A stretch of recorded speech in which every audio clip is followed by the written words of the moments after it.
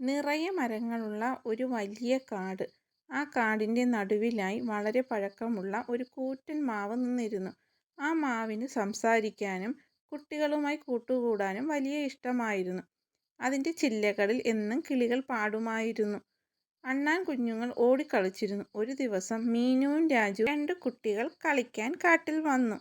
ചെടികളെയും മരങ്ങളെയും കുറിച്ച് പഠിക്കാൻ വലിയ താല്പര്യമായിരുന്നു അവർക്ക്. അവർ അങ്ങനെ മാവിൻ ചുവട്ടിലെത്തി. അപ്പോൾ മാവ് പതിയെ പറഞ്ഞു, ഹായ് കൂട്ടുകാരെ, എൻ്റെ അടുത്ത് വന്നിരിക്കൂ. കുട്ടികൾക്ക് അത്ഭുതമായി. മരം സംസാരിക്കുന്നു.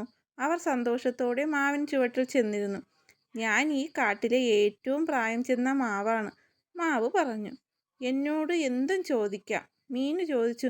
മാവേ, നിങ്ങൾക്ക് എങ്ങനെയാണ് ഇത്ര വലുതാവാൻ കഴിഞ്ഞത്? മാവ് ചിരിച്ചുകൊണ്ട് പറഞ്ഞു, ഞാൻ ഒരു ചെറിയ വിത്തിൽ നിന്നാണ് വന്നത്. സൂര്യപ്രകാശവും വെള്ളവും വളവും കിട്ടിയപ്പോൾ ഞാൻ വളർന്നു. അതുപോലെ നിങ്ങൾക്കും വലുതാകാൻ നല്ല ഭക്ഷണവും വെള്ളവും വേണം. രാജുവിന് ഒരു സംശയം, നിങ്ങൾക്ക് എങ്ങനെയാണ് ഇത്രയും തണുപ്പ് തരാൻ കഴിയുന്നത്? ഓ, അത് എൻ്റെ ഇലകളുടെ ജോലിയാണ്, മാവ് പറഞ്ഞു. എൻ്റെ ഇലകൾ സൂര്യപ്രകാശം ഉപയോഗിച്ച് ഭക്ഷണം ഉണ്ടാക്കും. അപ്പോൾ അവ തണുത്ത വായു പുറത്തുവിടും. അങ്ങനെയാണ് ഞാൻ നിങ്ങൾക്ക് തണൽ നൽകുന്നത്. നിങ്ങളുടെ വീട്ടിലെ ഫാനിനെ പോലെ മീനുവിന് മാവിൻ്റെ പഴങ്ങളെക്കുറിച്ച് അറിയണമായിരുന്നു.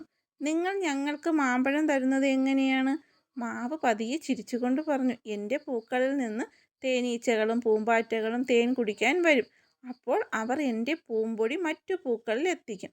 അങ്ങനെയാണ് പഴങ്ങൾ ആയി മാറുന്നത്, പൂക്കൾ പഴങ്ങളായി മാറുന്നത് കേട്ടോ. എന്നെപ്പോലെ പല മരങ്ങളും നിങ്ങൾക്കായി പഴങ്ങളും പച്ചക്കറികളും തരുന്നുണ്ട്. കുട്ടികൾക്ക് മാവിൻ്റെ കഥകൾ കേട്ട് അത്ഭുതം തോന്നി. അവർക്ക് മരങ്ങളെക്കുറിച്ച് ഒരുപാട് കാര്യങ്ങൾ മനസ്സിലായി. മരങ്ങൾ നമുക്ക് തണൽ തരുന്നു, ഓക്സിജൻ തരുന്നു, മഴ പെയ്യാൻ സഹായിക്കുന്നു, പക്ഷികൾക്കും മൃഗങ്ങൾക്കും വീടൊരുക്കുന്നു. അതുകൊണ്ട് കൂട്ടുകാരെ, മാവ് പറഞ്ഞു, നിങ്ങൾ മരങ്ങളെ സ്നേഹിക്കണം, അവയെ സംരക്ഷിക്കണം, ഒരുപാട് മരങ്ങൾ നട്ടുപിടിപ്പിക്കണം. അപ്പോൾ നമ്മുടെ ഭൂമി എപ്പോഴും പച്ചയായിരിക്കും. മീനുവും രാജുവും സന്തോഷത്തോടെ തലയാട്ടി. അവർക്ക് മരങ്ങളെക്കുറിച്ച് ഒരുപാട് പുതിയ അറിവുകൾ കിട്ടി. അന്നു മുതൽ അവർ മരങ്ങളെ കൂടുതൽ സ്നേഹിക്കാൻ തുടങ്ങി.